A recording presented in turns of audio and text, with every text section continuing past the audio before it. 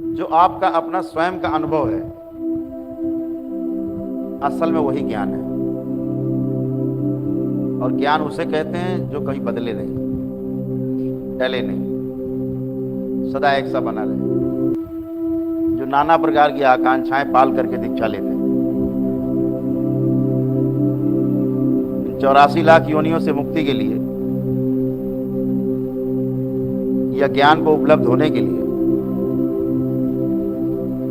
जिसलिए इस मनुष्य शरीर में, मानव शरीर में जन्म हुआ, उसको सफल बनाने के लिए, उस लक्ष्य को पाने के लिए बहुत कम लोग दीक्षा लेते हैं। इस धरती में शक्तियां ही शक्तियां विद्यमान हैं। जितने शरीर हैं, इनसे कई हजार गुना ज्यादा शक्तियां हैं, लेकिन फिर भी ये मनुष्य उन शक्तियों से वंचित रहता है, कुछ अज्ञानता में और कुछ अज्ञानी लोगों के साथ संगति बनाने के कारण। जो अज्ञानता है वो दो प्रकार की है। एक तो वो अज्ञानता जिसे हमने सही मान लिया है, भले वो सही हो या ना हो, हमने मान लिया सही, उसके आधार पर चलना एक अज्ञानता है। और दूसरी जो अज्ञानता है वो सबसे बड़ी अज्ञानता है, जो दूसरे के कहे सुने अनुसार चलने लगना। दोनों अज्ञानता है। एक प्रकार की एक सूचना है, और दूसरा जो है, जो आपने स्वयं पाल रखा है, वो गलती है। जो आपका अपना स्वयं का अनुभव है, असल में वही ज्ञान है। और ज्ञान उसे कहते हैं जो कभी बदले नहीं, टले नहीं, सदा एक सा बना रहे। जैसे आपको एक सूचना है कि अमेरिका में एक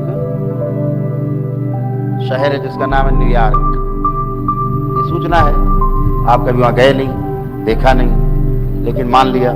लोग कह रहे हैं न्यूयॉर्क, अखबारों में आता है, टीवी में आता है, जो लोग वहां से आते हैं बताते हैं, तो मान लिया हमने कि न्यूयॉर्क है। कल को न्यूयॉर्क खत्म भी हो सकता है, न्यूयॉर्क का नाम बदला जा सकता है। वो सूचना है। और आप नकार भी सकते हो कि ऐसा कोई शहर नहीं, हमने देखा नहीं, हम क्यों माने। ये भी आप कह सकते हो, हमने देखा नहीं, हम क्यों माने। जैसे बहुत लोग कहते हैं हम नहीं मानते ईश्वर को, हमने देखा नहीं। जो दूसरा जो भाग है वो अनुभव का है। पहला भाग था सूचना का। एक सूचना मिली है आपको कहीं से कि न्यूयॉर्क शहर है। अनुभव क्या है, जिसे आप नकार नहीं सकते। जैसे हम आपसे कहें ये आग में हाथ डालो, लेकिन जलोगे नहीं। आप कहो गुरु जब तो जल जाएंगे। क्यों कह रहे हो आप जल जाएंगे? क्योंकि आपको उसका अनुभव है, और अनुभव कभी बदलता नहीं,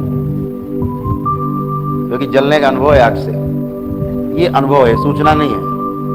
ये अनुभव है, ये आपकी संपत्ति है स्वयं की, आपका स्वयं का ज्ञान है। ये बच्चा छोटा रहता है ना, माँ रोटी बनाती, बार बार चूल्हे की तरफ भागता है, माँ बार बार हाथ पकड़ती, दूर करती, दूर रहो, जल जाओगे।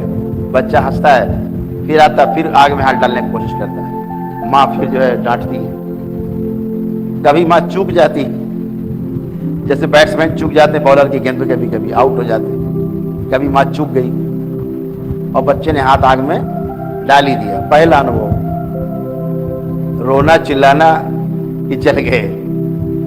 अब इसके बाद से माँ को अब दोबारा नहीं कहना पड़ेगा कि इसमें हाथ मत डालना, जल जाओगे।